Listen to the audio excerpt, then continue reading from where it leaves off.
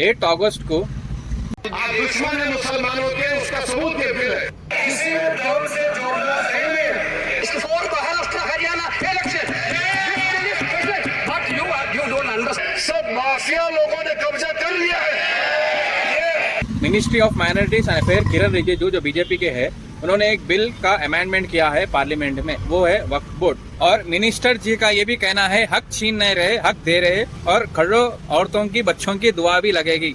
तो ये कहना है मिनिस्टर साहब का। बहुत सारे लोगों को क्या है वक्त नहीं मालूम, वक्फ बोर्ड क्या है नहीं मालूम, CWC क्या है नहीं मालूम, वक्फ बोर्ड एक्ट कब हुआ था ये किसको भी नहीं मालूम, बहुत सारे लोगों को नहीं मालूम। तो ये पहले वक्त क्या है जानेंगे।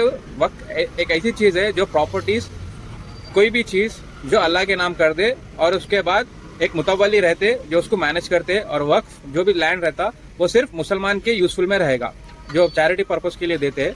मस्जिद, मदरसा, स्कूल, बिल्डिंग जो भी है मुस्लिम्स के जो भी काम में आए वो चैरिटी के पर्पस में देना चाहिए। ये एक वक्फ का मकसद है ये।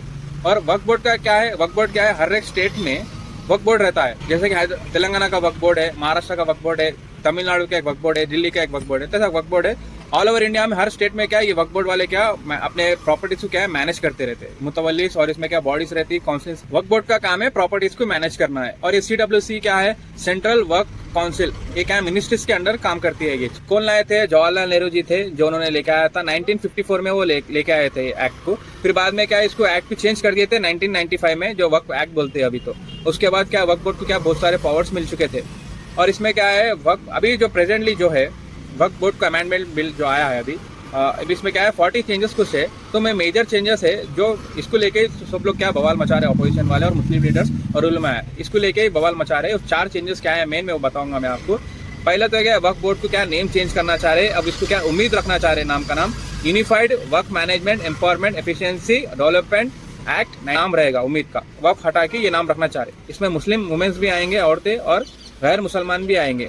यही चीज को लेके क्या बवाल मच रहा था कि एक मुस्लिम के गैर कौम कैसा इंटरफियर कर सकते हैं इसमें, यही बवाल मसला है। और पहले क्या है जो प्रॉपर्टीज कुछ भी रहती डिस्प्यूट रहता, अगर किसी रमेश की प्रॉपर्टी है तो वक्फ बोर्ड क्या क्लेम कर देती है कि हमारी प्रॉपर्टी है, फिर उसको क्या हाई कोर्ट नहीं जाना पड़ता था, सीधा जाके ट्रिब्यूनल कोर्ट रहता था वक्फ का, तो उसमें जाके केस लड़ना पड़ता और आखिरी फैसला जो रहता वो वक्फ बोर्ड का आखिरी फैसला रहता। पहले क्या है कोई भी क्लेम नहीं कर सकता कि अपनी प्रॉपर्टी है, उसको अगर प्रॉपर्टी क्लेम करना है अगर गैर कौम है तो उसको क्या ट्रिब्यूनल कोर्ट जाना पड़ता था वक्फ बोर्ड के थ्रू, तो उसमें ही वो जो फैसला रहता आखिरी फैसला रहता। उसके बाद क्या है इसमें अब आप हाई कोर्ट को अप्रोच कर सकते हैं, हाई कोर्ट से भी आप केस लड़ सकते हैं, ट्रिब्यूनल कोर्ट से नहीं हाई कोर्ट से सुप्रीम कोर्ट से भी आप केस लड़ सकते हैं आपकी प्रॉपर्टी को क्लेम करने के लिए।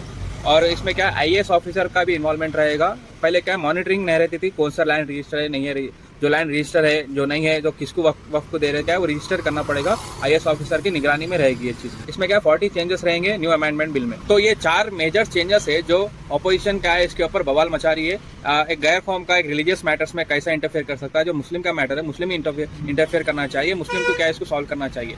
तो इसमें बहुत सारे अपोजिशन उलमा है जो मुस्लिम लीडर्स रहते हैं अपोज करे। इसमें बहुत सारे इल्जाम भी लगाए कि दूसरों की प्रॉपर्टीज को क्या वक्फ बोर्ड क्या अपनी बता रही है, और इसमें बहुत सारी चीज़ें हैं जो वक्फ बोर्ड वाले क्या अपने लैंड्स का बेच दे रहे, मुतवली जो भी रहते मैनेजर्स, तो क्या है इंक्रोचमेंट भी हो रहा है, वक्फ बोर्ड को क्या कब्जा भी कर ले रहे हैं और ज़मीना भी बेच ले रहे हैं। वक्फ एक ऐसी चीज़ है जब आप डोनेट कर देने के बाद आप उसको बेच नहीं सकते, खरीद नहीं सकते, सिर्फ चैरिटी पर्पज जो मुस्लिम रहते पूर्व मुस्लिम जो गरीब मुसलमान रहते उनके लिए काम में आना है।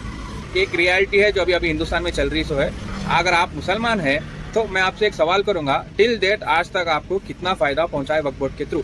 एक मुसलमान आज भी क्या किराए के घर में रह रहा है, एक गरीब मुसलमान औरत दर बदर भटक रही है, और कई मुसलमानों को तो घर भी नहीं है, रोडों पे जी रहे हैं। और ऐसे कितने की केसेस सामने आ रहे हैं जो वक्फ बोर्ड के लैंड को क्या कब्जा कर ले रहे हैं या बेच ले रहे। इसी थ्रू के देखते हुए मिनिस्ट्रीज के पास कुछ मुसलमान गए थे और इसके थ्रू कंप्लेंट कर रहे थे। कंप्लेंट करने के बाद ये एक्ट को पार्लियामेंट में क्या लाया गया अमेंडमेंट एक्ट। तो इसमें क्या पूरा ट्रांसपेरेंसी रहना चाहिए और जो वक्फ बोर्ड के अंदर क्या क्या काम कर रहे हैं और उसके क्या है एक सिस्टमैटिकली करना चाहिए, टेक्नोलॉजी को भी इन्वॉल्व करना चाहिए, और इसमें क्या है कंप्यूटराइज्ड वर्क रहना चाहिए, IAS ऑफिसर की निगरानी में भी होना चाहिए, और गैर मुसलमान।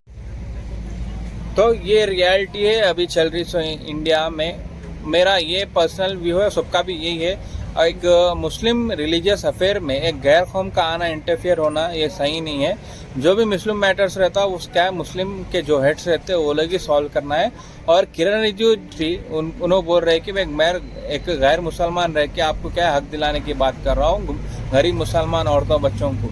तो ये नौबत इसीलिए है जो अभी वक्फ बोर्ड के जो मेंबर्स है वो लोग क्या हक नहीं दे सक रहे लोगों का, तो ये इल्ज़ाम लगा रहे थे मिनिस्ट्री साहब।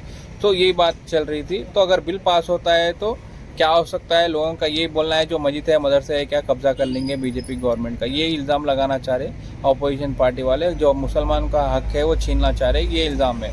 तो अभी तो फैसला नहीं आया, अभी ईमेल्स का है 3 करोड़ के ऊपर से कुछ समथिंग ईमेल्स भी गए रिजेक्ट करने के लिए, और इसको क्या सपोर्ट करने के लिए भी ईमेल्स करे जा चुके हैं जो सपोर्ट करना चाह रहे। तो एक रियलिटी है। तो भाई का सब क्या है, अभी फैसला आना बाकी है। अल्लाह से यही दुआ है सबके हक में, क्या है अल्लाह सबके लिए बेहतर करे। और अगर आपके वीडियो अच्छा दिखा तो लाइक करो, शेयर करो। अस्सलाम वालेकुम वरहमतुल्लाहि वबरकातुहू।